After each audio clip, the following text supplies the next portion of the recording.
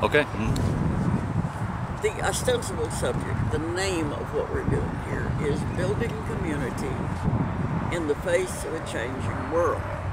Now, as happens with all of my lectures or classes or whatever it is, I will jump around because there's so many aspects to everything that we're doing. But I'm going to try to focus on the idea of how we, small groups of people, can survive the transition into whatever's next. We are in the era, according to the scientists, of the 6th extinction. 5 times before, this planet has almost completely been devoid of life for various reasons. We're running into that now. If there is to be a human future, if we are going to, at any way, survive as, not as just a species, but bring the other species with us, we must bring ourselves into a balanced relationship with the other beings around us, and we must recognize what humans can do and can't do.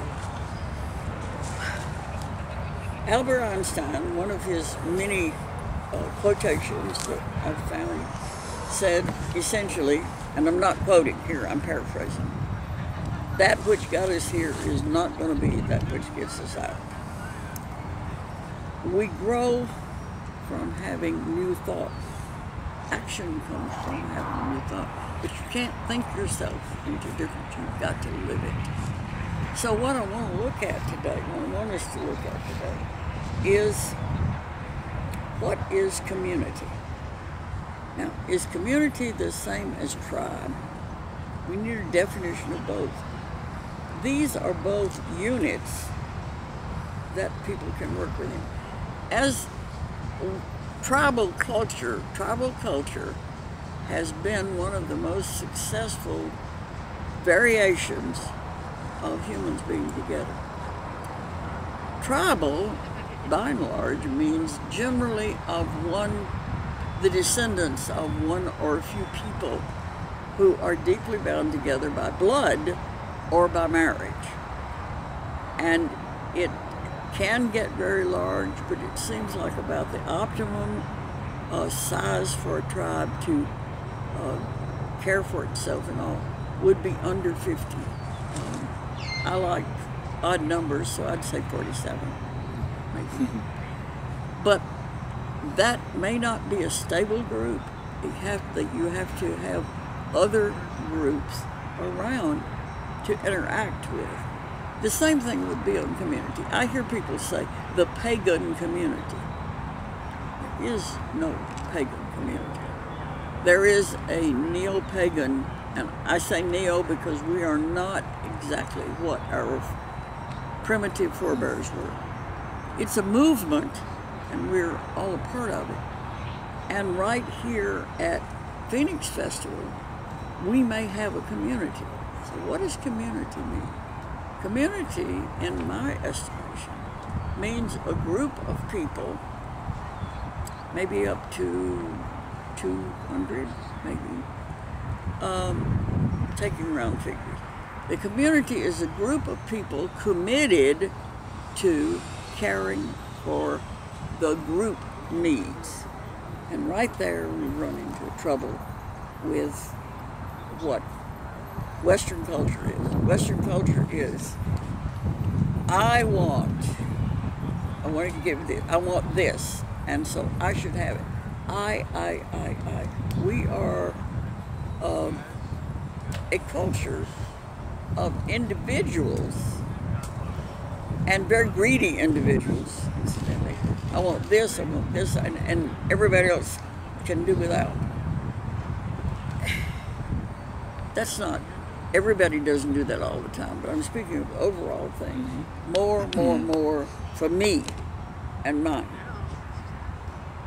That's one of the things we've got to break in order to build community and in order to survive what's coming.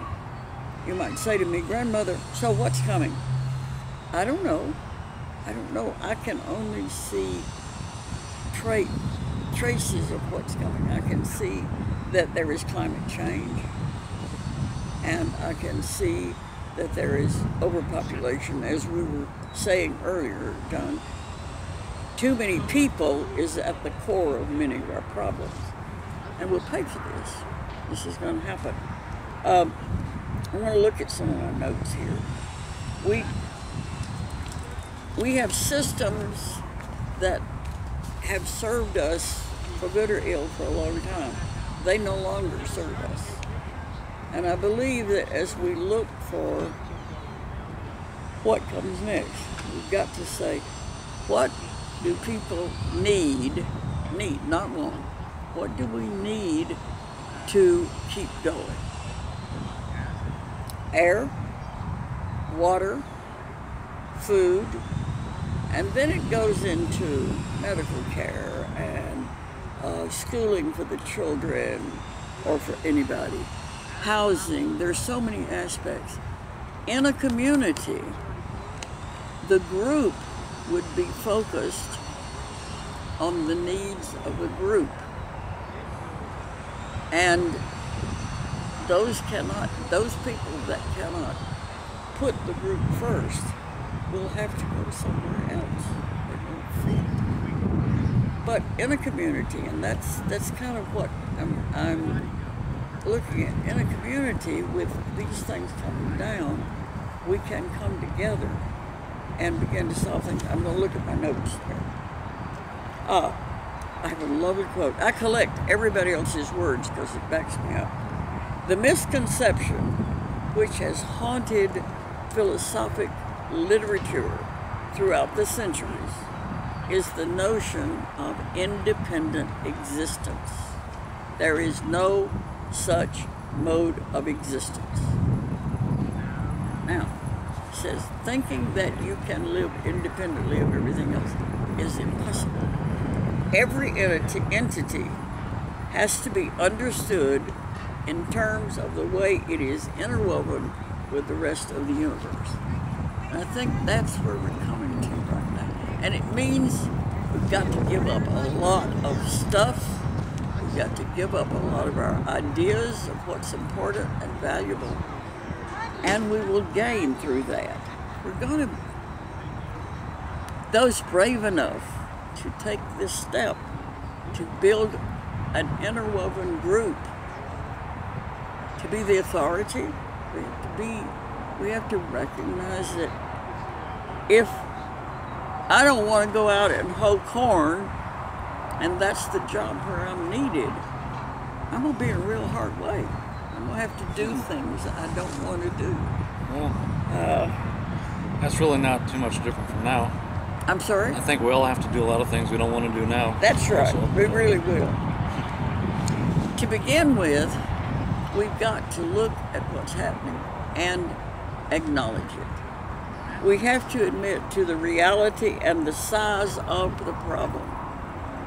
It's easy to say end of peak oil. It's easy to say climate change. But that doesn't hit us in the gut. We've got to reach through and look at what the real problems are. Acknowledge the worst case scenario. A friend of ours has published, it's about his 15th book. It's a novel on the breakdown. And in there it's pretty horrible. What could happen? One person, a man and woman, building in a home in suburbia. The man gets caught downtown at his job when everything blows up, when the crash comes. I don't know what it will be, but he can't get out. He cannot get back to his family, and he has to get back to his family. Think about this. What's going to happen? And it won't be as sudden as that, but what's going to happen when law and order break down? We've trained ourselves not to have personal morals and a group will of behavior. We haven't got a moral code. We depend on the police. We depend on authority to make everybody consider the rest of the people. And we will have to come back to a place where, for instance, all adults begin to notice the behavior of our young people and make them behave. Used to be in a neighborhood, the kid down the street knew that any grown-up was going to watch his behavior and scold him or guide him or something. Nowadays, even parents put off that business of training and working with their young people into the hands of people that know better, trained people. We're going to have to take all that. We've got to also stop our indulgences about ourselves and the whole business of waging war for money. Exactly. Waging war for money. This country is the primary offender in that. We're killing people because somebody is getting the benefit of this with money. I would like to think about what are your ideas, since you and I are here in this place by ourselves together. What's your idea of communities? What do you vision when you say the word community? What does it come to you? I can think about that for a moment. Okay.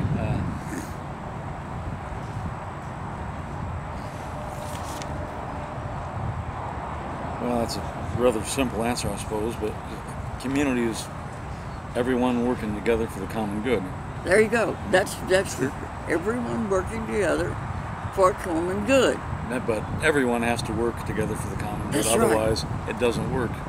And we have to stop considering working together may involve physical work, or it may involve someone who sits over here and directs.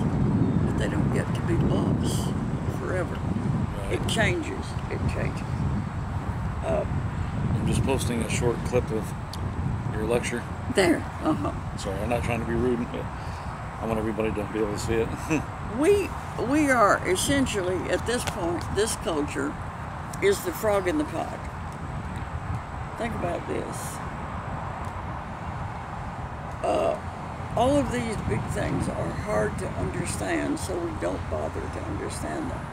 We are like the frog that's put in the pot of cold water, and he's happily floating around, or whatever frogs do.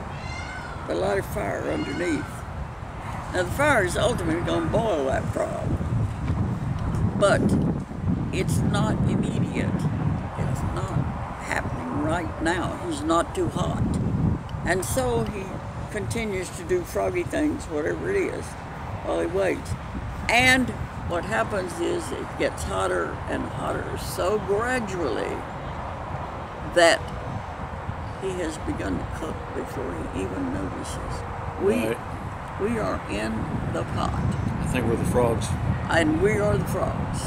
And we're not paying attention. We're not building. Now this is the opportunity right now to sit down and say, what is a community? Who can I trust?